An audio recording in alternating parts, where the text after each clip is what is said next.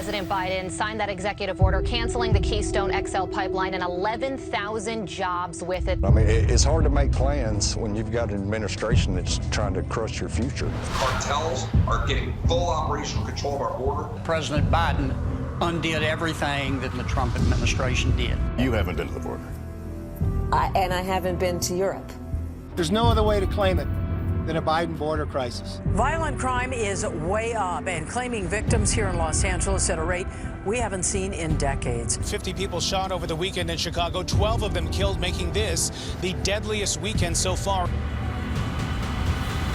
Gunshot victims in the city are up nearly 250%. Drivers will see higher gas prices than we've seen in years. So inflation is on the rise, and voters are blaming Biden. It is the faith of the American people that has sustained us through every dark hour of this nation's history. And it is the faith of the American people that will sustain us through these days. The radical left believes that the federal government must be involved in every aspect of our lives. They believe the federal government needs to dictate how Americans live, how we should work, how we should raise our children, and in the process deprive our people of freedom, prosperity, and security. Their agenda is based on government control. Our agenda is based on freedom. And to celebrate freedom means many things. To celebrate freedom means building an economy where every American of every walk of life can live the American dream. We passed the largest tax cut and reform in American history. We rolled back more federal red tape than any administration ever had. We unleashed American energy and fought for free and fair trade.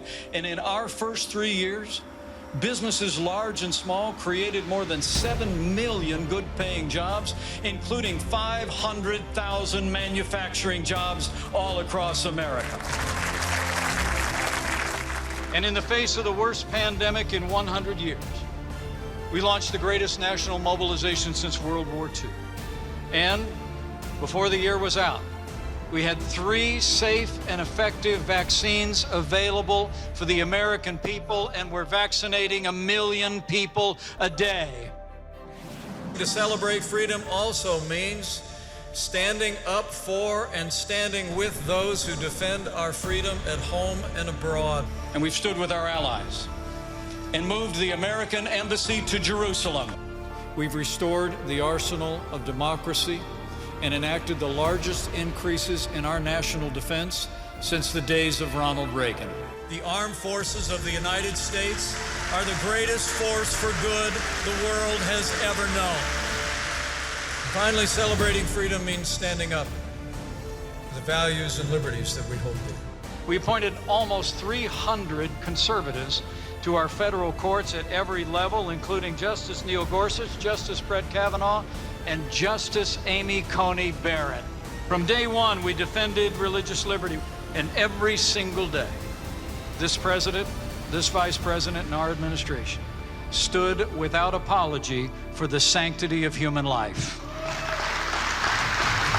We don't have to accept a future of socialist decline and moral decay. What we proved in the last 4 years is we can be a nation built on freedom.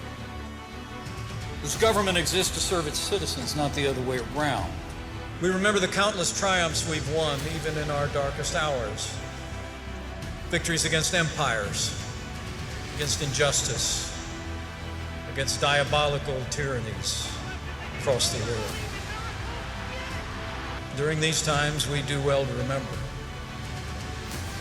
that the foundation of America is freedom.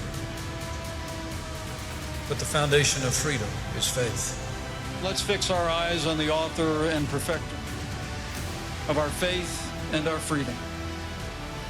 And never forget that where the Spirit of the Lord is, there is freedom. That means freedom always wins.